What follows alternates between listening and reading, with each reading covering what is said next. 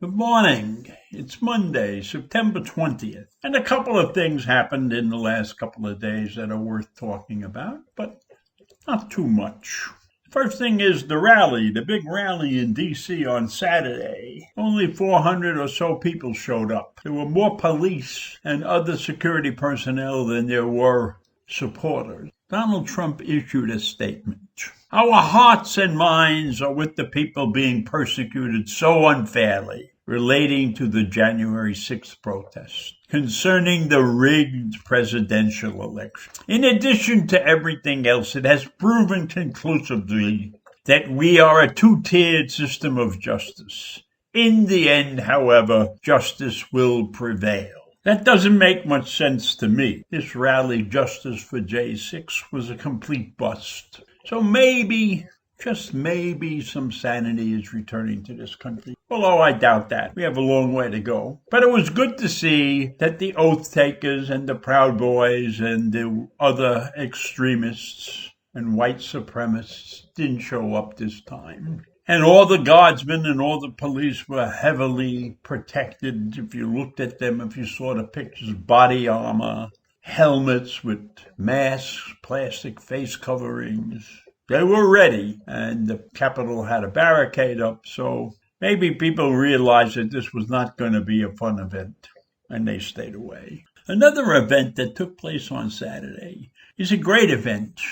It's a sign that the future is coming, that the United States and the rest of the world is ready for something new and exciting to take place. I'm talking about the SpaceX capsule with the world's first all-civilian crew. The crew consisted of one woman and 3 men, and one of the men paid $200 million for the 4 of them to fly into space. After 3 days in space, it splashed down off of Florida. Everything went according to plan. There were no hiccups in this mission. Private citizens were manning the spacecraft. No astronauts, no specially trained people, just citizens. Took off, went into space, and came back safely.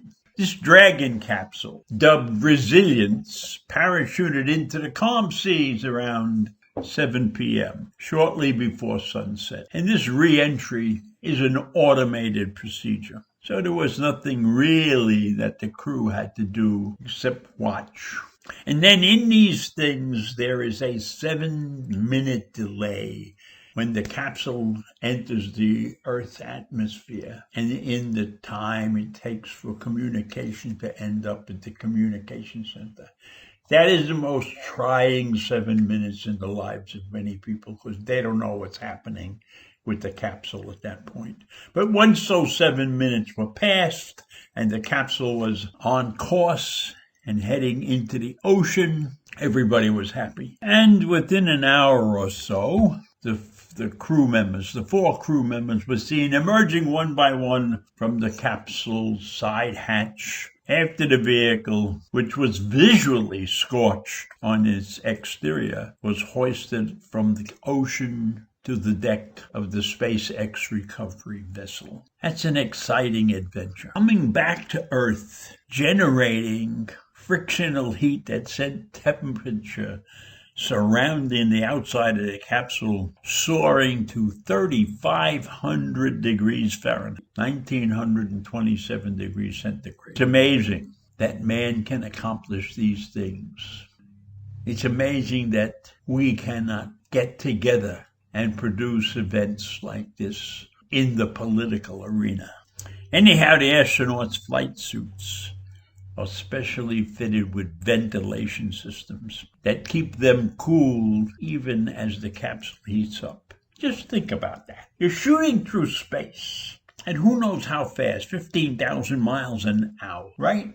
The capsule is hot, hot, hot, hot, and you're cool. You're inside your ventilation suit. It's a wonderful thing. Just shows you what we are capable of doing. This is what we are capable of doing when we set our minds to it. And why? Why can't we do this in the political arena? Why can't we reach great heights in the political arena? I'll tell you why. Because in the political arena, we are not focused on an outcome to the benefit of all mankind.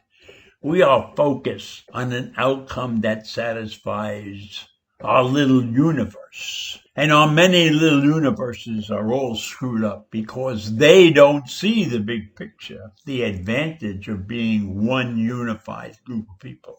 The advantage of fighting COVID-19 in a universal manner. They don't see those things. We should take an example from this spacecraft. 4 relatively untrained people went out into space for 3 days. They acted as a cohesive unit, went up into space, flew around for 3 days, and came back in one piece.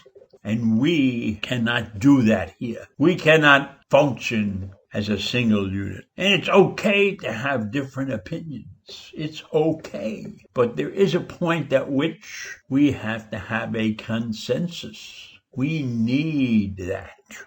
So it's missing. It's missing. But we should look at the astronauts, the civilian astronauts. They were cheered when they came on deck. Do you imagine that we would stand out and cheer Congress or the Senate? Never. Never happened because they have not performed the way they're supposed to perform. Now, I didn't intend this rant to go this way, but it struck me as I was thinking about this capsule, how important an event like this is. It's an example that should be looked at differently than, oh, these guys went out into space and they came home. It's an example for the rest of the world to see how great a unified thing can be. So I think that's enough for today, and I'll see you tomorrow. Bye.